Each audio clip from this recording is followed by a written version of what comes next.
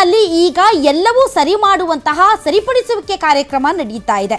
ಬೇಸತ್ತು ಹೋಗಿರುವಂತಹ ಶಾಸಕರುಗಳು ಹಾದಿ ಬೀದಿಯಲ್ಲಿ ಈ ಸರ್ಕಾರದ ಆಡಳಿತ ವೈಫಲ್ಯದ ಬಗ್ಗೆ ಬಾಯಿಗೆ ಬಂದಂಗೆ ಮಾತಾಡಿದ ಮೇಲೆ ಎಚ್ಚೆತ್ತುಕೊಂಡ ಹೈಕಮಾಂಡ್ ಸುರ್ಜೇವಾಲಾ ಎಂಬುವರನ್ನ ಕಳುಹಿಸಿ ಯಾವ್ಯಾವ ಶಾಸಕರಿಗೆ ಯಾವ್ಯಾವ ಭಿನ್ನಾಭಿಪ್ರಾಯಗಳಿವೆ ದಯವಿಟ್ಟು ಅವರನ್ನ ಕೇಳಿ ಅವರ ಸಮಸ್ಯೆಗಳನ್ನ ಲಾಲಿಸಿ ಅವುಗಳಿಗೆ ಪರಿಹಾರವನ್ನ ಕಂಡುಕೊಳ್ಳುವ ಪ್ರಯತ್ನ ಮಾಡಿ.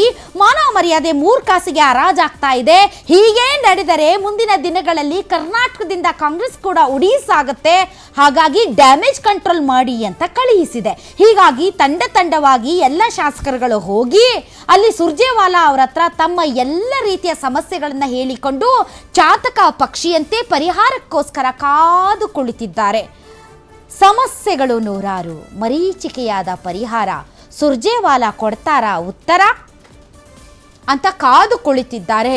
ಒಬ್ಬೊಬ್ಬರೇ ಹೋಗಿ ಮಾತಾಡಿ ಹೊರಗಡೆ ಬಂದು ಮಾತಾಡಿದ್ದಾರೆ. ದೊಡ್ಡ ದೊಡ್ಡ ಬಾಂಬ್ಗಳನ್ನು ಬ್ಲಾಸ್ಟ್ ಮಾಡಿದ್ದಾರೆ. ಅಯ್ಯೋ ಸಿದ್ದರಾಮಯ್ಯನವರೇ ಮುಂದುವರಿತಾರೆ ಅಂತ ಕೆಲವರು, DK ಶಿವಕುಮಾರ್ ಮುಖ್ಯಮಂತ್ರಿ ಆಗಬೇಕು ಅಂತ ಇನ್ನೂ ಕೆಲವರು.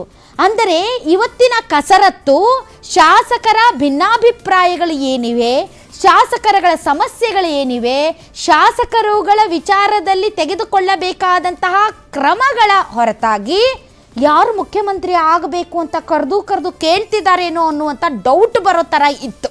ಹಾಗಾದರೆ ಇವತ್ತು ಕಾಂಗ್ರೆಸ್ ಪಾಳ್ಯದಲ್ಲಿ ನಡೆದಿರುವಂತಹ ಬೆಳವಣಿಗೆಗಳು ಸೇರಿದಂತೆ ಯಾಕೋ ಏನೋ ಹಾರ್ಟ್ ಅಟ್ಯಾಕ್ಸ್ ಜಾಸ್ತಿ ಆಗ್ತಾ ಇದ್ದಾವಂತೆ. ಆ ಸುದ್ದಿ ಹಾಕಿದಾರೋ ಇಲ್ವೋ ಗೊತ್ತಿಲ್ಲ, ಬಟ್ ಡೆಫಿನೆಟ್ಲಿ ಆ ಸುದ್ದಿ ಅಂತೂ ಸದ್ದಾಗಿದೆ. ಯಾಕಂದ್ರೆ ಸ್ವತಃ CM ಹೇಳಿದ್ದಾರೆ, ಇದ್ದು ಬಂದಂಗೆ ಕೊರೋನಾ ಟೈಮಲ್ಲಿ ವ್ಯಾಕ್ಸಿನ್ ಹಾಕ್ಸ್ಬಿಟ್ರು, ಅದಕ್ಕೆ ಹೃದಯಾಘಾತ ಜಾಸ್ತಿ ಆಗ್ತಾ ಇದೆ ಅಂತ.